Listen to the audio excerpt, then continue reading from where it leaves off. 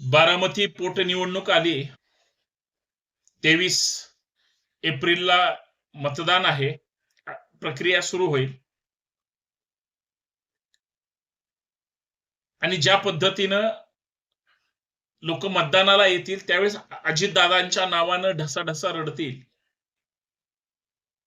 जर निवडणुकीची तशी प्रक्रिया जर आली तर, पण बिनविरोध ज्यावेळेस सुनेत्रा पवारांना निवडून लोक देतील किंवा बिनविरोध होईल त्यावेळेस सुद्धा लोक अजितदादांसाठी ढसाढसा रडतील. निवडणुका बिनविरोध होतील, पण ज्या अजितदादांनी महाराष्ट्रात एक स्वतःचा राजकीय ठसा उमटून गेले, त्या अजितदादांच्या मृत्यू प्रकरणी एकही सीसीटीव्ही त्या एअरपोर्टवर चाललं नाही आणि सुनेत्रा पवार राज्याच्या मुख्यमंत्री असताना सुद्धा त्या मागणी करत नाही, त्यांचा पक्ष मागणी करत नाही. त्यांचे कुठले एक आमदार सोडला तर बाकीचे मागणी करत नाही. रोहित पवारांची भले पक्ष त्यांचे वेगळे वेगळे असले तरी तेवढेच एकटे मागणी करतायत. हे काय चाललंय महाराष्ट्रात? म्हणजे इथं जर दुसरा नेता विमान अपघातात गेला असता आणि अजित पवारांना हा प्रश्न विचारला असता, अजित पवारांनी प्रशासनाला सुतासारखं सरळ करून म्हणजे तपासाचा किंवा एकंदरीत सगळ्या घटनेचा महाराष्ट्रासमोर लेखाजोखा मांडून त्यांनी सत्य बाहेर आणण्यासाठी प्रयत्न केला असता. तुम्हाला काय वाटतं, केला असता की नसता केला? म्हणजे माणूस 28 जानेवारी 2026 ला विमान अपघातात जातो काय, आणि आज 26 मार्च आलं, 16 मार्च आलं,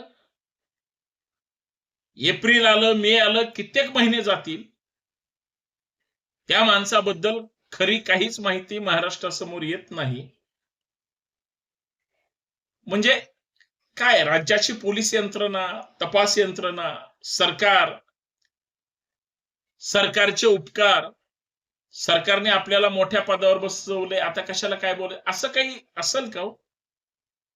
का ती जी दोन मंडळी आहेत, पटेल आणि तटकरे, यांनाच तपासातून पुढे काही येऊ द्यायचं नाही, असं काहीतरी असू शकतं? बघा, हे माझ्या समोर निर्माण झालेले प्रश्न आहेत आणि हे माझे प्रश्न बघणाऱ्या प्रत्येकाच्या मनात आहेत, महाराष्ट्राच्या मनात आहेत. मला एक काल बारामतीचा एक कार्यकर्ता भेटला होता, इतके प्रश्न विचारत होता. मी म्हणलं, अरे बारामतीमध्ये एवढे नेते, पवार साहेब किंवा सगळे लोक आहेत, त्यांना विचार ना जाऊन ह्या सगळ्या गोष्टी. खूप प्रश्न आहेत लोकांचे.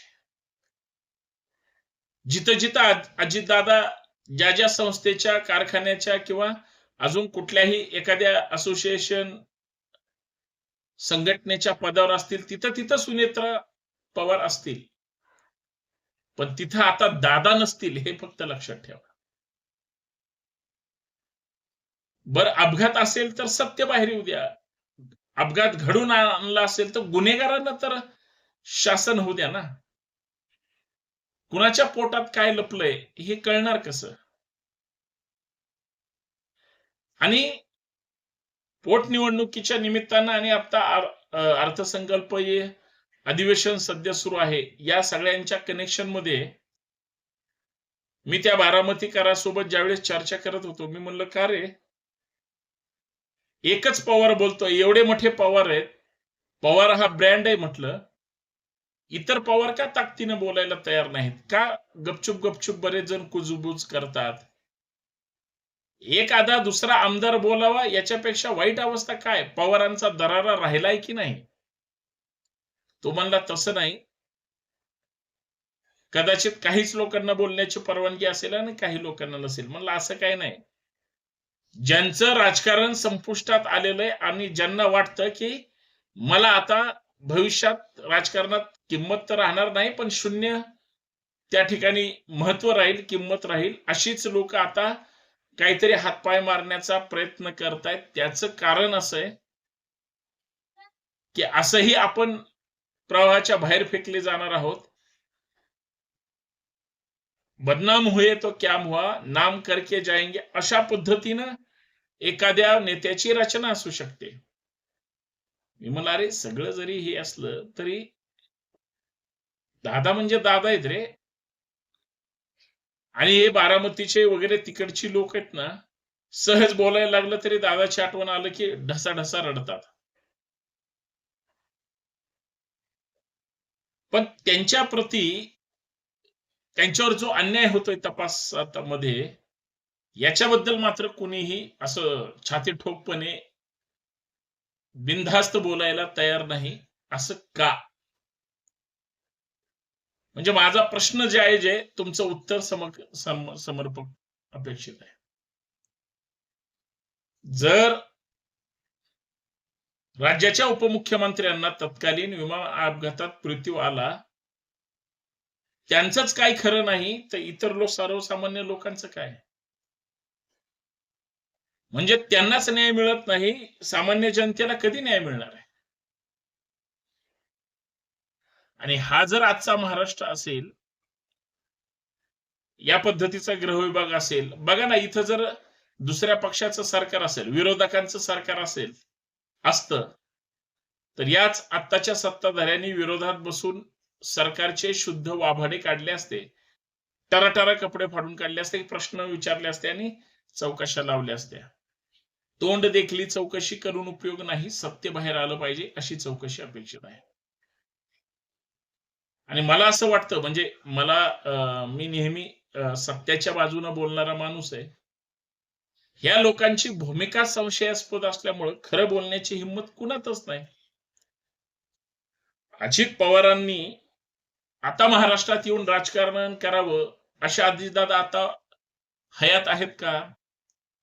पण अजितदादांसारखं राजकारण आणि ते जसं लोकांना न्याय द्यायचे, जागेवर हो किंवा नाही सांगायचे, तसंच दादांच्या या तपासाच्या बाबतीत का घडत नाही?